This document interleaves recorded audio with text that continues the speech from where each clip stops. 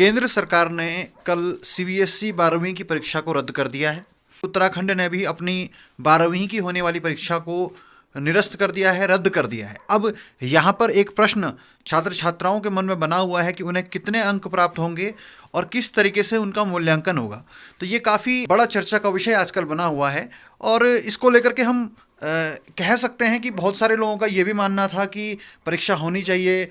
और इससे पहले जिस तरीके से केंद्र सरकार ने सीबीएसई, अदर स्कूल्स और इसके अलावा राज्यों से जब राय मांगी तो अधिकांश का मानना था कि परीक्षा न हो और कुछ का मानना था परीक्षा हो लेकिन उसका पैटर्न बदल जाए। लेकिन जिस तरीके से पूरे देश के अंदर चिंता जताई जा रही थी और तीसरी वेव की जो बात आ रही है कि जिसमें कहा जा रहा है कि बच्चों को ज़्यादा खतरा है, उसको देखते हुए यहाँ पर सरकार ने निर्णय छात्रों के पक्ष में लिया कि फिलहाल छात्रों को राहत यहाँ पे दी जाएगी और उन्हें परीक्षा के कारण जोखिम में नहीं डाला जाएगा। लेकिन अब छात्रों के ये प्रश्न है कि मूल्यांकन जो उनका होगा वो किस तरीके से होगा।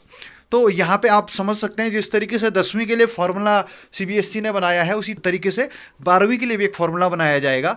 और यहाँ पे एक प्रश्न और आ रहा है छात्रों की तरफ से कि क्या उन्हें मार्कशीट मिलेगी या केवल एक पासिंग का सर्टिफिकेट दिया जाएगा। तो यहाँ पे भी ये बात स्पष्ट होती है कि जो फॉर्मूला बनेगा उसके अनुसार छात्र को केवल पासिंग सर्टिफिकेट नहीं दिया जाएगा बल्कि उसको मार्कशीट भी दी जाएगी, क्योंकि बिना मार्कशीट का जो प्रमाण पत्र होता है उसकी जो वैधता होती है वो उसके ऊपर प्रश्न चिन्ह रहते हैं और आगे कई स्थानों पर उन्हें उसका नुकसान हो सकता है। इसलिए पूरा जो फॉर्मेट होता है सीबीएसई का या और स्टेट बोर्ड्स का, उसके अनुसार ही उनको मार्कशीट दी जाएगी, उनको अंक दिए जाएंगे। अब बात है कि इवैल्यूएशन किस तरीके से होगा। तो जिस तरीके से 10वीं की परीक्षा के लिए सीबीएसई ने निर्धारित किया उसी तरीके से 12वीं के लिए भी कहीं ना कहीं फॉर्मूला जो संभावित फॉर्मूला है वो इसी तरीके का जो अब तक की बैठकों में निकल के आया है कि जो प्री बोर्ड की परीक्षा के अंक हैं, इसके अलावा यूनिट टेस्ट इत्यादि जो बीच में होते हैं उनमें से जो सर्वश्रेष्ठ अंक होते हैं उसके आधार पर बहुत सारे फॉर्मूले आज की डेट में हैं। तो उसके आधार पर परीक्षा का परिणाम बनाया जाएगा। ये पूरी कक्षा का जो साल भर का परिणाम उनका जारी कर दिया जाएगा। अब यहाँ पे कुछ छात्रों का ये कहना है कि जो प्री बोर्ड की परीक्षा होती है, अक्सर छात्र वहाँ पे मुख्य परीक्षा के लिए तैयारी करते हैं, बोर्ड की जो मेन एग्जाम होते हैं उसकी तैयारी करते हैं, इस कारण वो प्री बोर्ड में अच्छे अंक नहीं ला पाते हैं।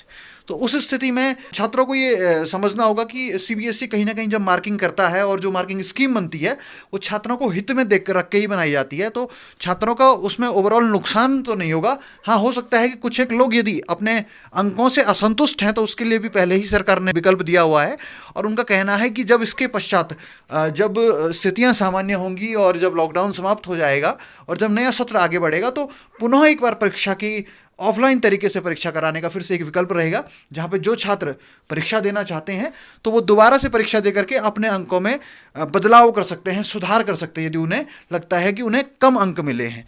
तो ये तमाम सुविधाएं यहाँ पे रखी गई हैं और ओवरऑल ये ध्यान में रखा गया है कि छात्रों का स्वास्थ्य सबसे पहले है और उसके बाद यदि उन्हें अंक और बढ़ाने हैं तो निश्चित रूप से उन्हें ऑफलाइन परीक्षा का भी अवसर आगे दिया जाएगा। तो ये पूरे कंसर्न्स हैं इस संदर्भ में जो 12th की जो परीक्षा रद्द हुई है कल की डेट में, और ये महत्वपूर्ण निर्णय देश के प्रधानमंत्री नरेंद्र मोदी ने स्वयं लिया और उसके बाद आज विभिन्न राज्यों ने जैसे उत्तराखंड ने और अन्य राज्यों ने भी अपना डिसीजन यहाँ पे सुना दिया। आज की इन परिस्थितियों के अनुरूप आपको ये परीक्षा परिणाम प्राप्त हुए हैं और जहाँ तक कुछ लोगों का प्रश्न है कि क्या ये सही है कि बिना परीक्षा कराए हुए ही छात्र को आगे पास कर दिया गया तो बोर्ड की परीक्षा का क्या महत्व रह जाएगा। तो उन लोगों को भी समझना चाहिए कि वर्तमान परिस्थितियों के हिसाब से ये चीज़ जस्टिफाइड हो सकती है, क्योंकि यहाँ पे छात्रों की सुरक्षा पहले है। केवल परीक्षा इंपॉर्टेंट नहीं है, परीक्षा के अलावा व्यक्ति का जीवित रहना, व्यक्ति का सुरक्षित रहना ज़्यादा महत्वपूर्ण है।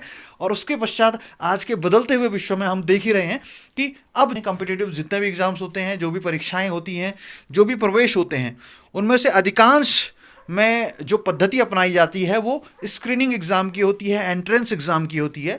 तो कहीं ना कहीं इसका कोई बहुत ज़्यादा फर्क नहीं पड़ने वाला है। अब वो मेरिट के आधार पर एडमिशन होने की जो परंपरा थी वो लगभग समाप्ति की ओर। हर अब तो रोजगार के क्षेत्र में भी, रिक्रूटमेंट में भी पिछले दिनों हमने देखा है कि एलन मस्क की जो कंपनी है टेस्ला, उन्होंने भी कुछ पोस्ट निकाली तो उन्होंने उसमें कोई भी क्वालिफिकेशन नहीं रखी। वहाँ पे स्किल सेट की बात होती है, आपको कितना ज्ञान है। और वैसे भी इससे पूर्व में जो परीक्षाएं हुई हैं उनमें भी छात्रों ने अपने ज्ञान का प्रदर्शन ही किया है, उसके आधार पर ही अंक मिलने हैं।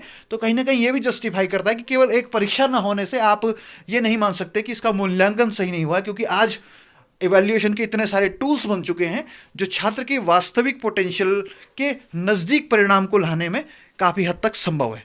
तो ये वीडियो यहीं पर था। आपके मन में यदि कोई प्रश्न बोर्ड परीक्षा से संबंधित है, यदि छात्र छात्राएं हमें सुन रहे हैं, उनके अभिभावक सुन रहे हैं, तो वो अपने डाउट कमेंट बॉक्स में रख सकते हैं, तो उसका उत्तर देने का मैं प्रयास करूंगा।